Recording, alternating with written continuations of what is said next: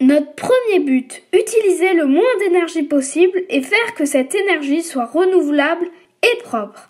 Les énergies sont considérées comme renouvelables lorsqu'elles prennent pour source des éléments naturellement et continuellement régénérés.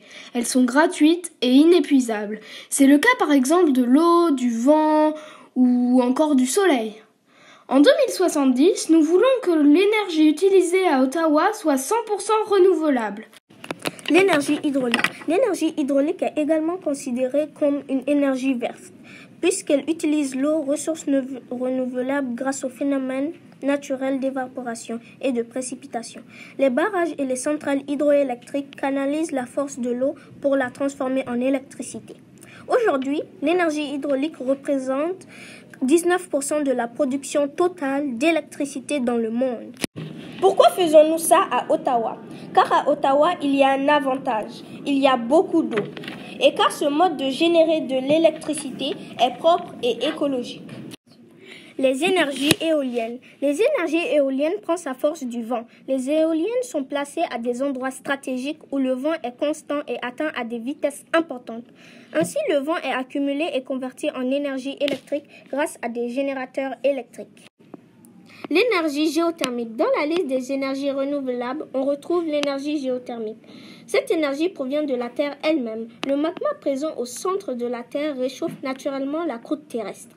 Le but de la géothermie est d'extraire cette chaleur stockée dans les réservoirs souterrains et de la transformer en électricité et en chauffage. Les pompes à chaleur utilisent ce procédé de chaleur naturelle à petite échelle pour chauffer ou refroidir un espace donné.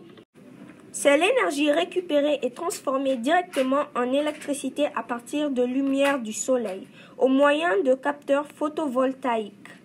On va placer des centrales solaires photovoltaïques dans des champs de modules solaires photovoltaïques, reliés entre eux en série et en parallèle et connectés à un ou plusieurs onduleurs. Les panneaux solaires vont aussi être installés sur les toits des immeubles. Ceci est une bonne idée, car nos immeubles du futur vont être plus hauts et que, du coup, ça sera plus facile qu'ils captent le soleil. Moins polluer et ne pas gaspiller de l'électricité. En 2070, nous allons favoriser les transports en commun. Mais malgré ça, il y aura toujours des voitures. Mais électriques. Cette voiture est totalement autonome. Elle n'a ni pédale ni volant. Grâce à ses capteurs laser, le véhicule identifie et localise des objets sur un rayon de 200 mètres. Cela lui permet d'éviter les collisions. Les bornes de recharge pour ces voitures sont désormais plus nombreuses et le chargement est rapide. Ces voitures seront répandues dans la ville car elles ne polluent pas et car ils sont électriques. Vous voulez savoir quelque chose de chouette? On va installer des marquages au sol lumineux qui changent en fonction du moment de la journée pour signaler des couloirs de circulation ou des places de parking. Le trolleybus ou trolley est un véhicule électrique de transport en commun de voyageurs. Monté comme un autobus, il n'est pas propulsé par un moteur thermique, mais par un moteur électrique. Ils sont ainsi à distinguer des bus électriques qui fonctionnent avec des batteries. Ceci va être bon à Ottawa car il va sauver de l'énergie et va moins polluer que les autobus d'aujourd'hui. Le trolleybus est composé de deux perches alimentant le moteur électrique à partir du courant circulant sur la ligne aérienne. Les lignes aériennes alimentant ces véhicules, c'est grâce à un courant de 650 V continu. Nos immeubles du futur! Cultiver des briques comme on veut cultiver du blé. On veut utiliser des blocs de champignons isolants. Le mycélium, partie végétale de la plante, est mélangé à un ensemble de feuilles de maïs et d'autres résidus issus de l'agriculture. Une fois la mixture placée dans un moule, il suffit d'attendre 5 jours pour obtenir une brique compacte, 100% écologique et biodégradable. Nos murs en blocs de champignons isolants sont plus fins et plus efficaces que celui d'aujourd'hui. Nous isolons nos maisons avec ça pour qu'elles conservent la chaleur l'hiver et la fraîcheur l'été. Ainsi, on économise l'électricité. Et voici notre maquette d'Ottawa en 2070. Et voici notre ville dans le futur.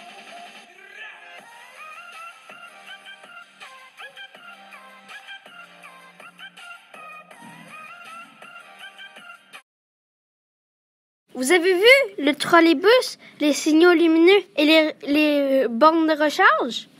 Dans la ville, les habitants pratiqueront de l'agriculture. Numéro 1, la serre.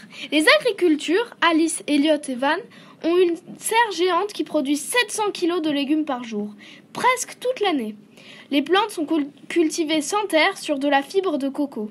Ils les arrosent avec de l'eau de pluie et ajoutent du potassium et du fer. Numéro 2. Vincent entretient ses ruches sur le toit de son immeuble. Ses abeilles produisent du miel en butinant les fleurs des balcons et des jardins.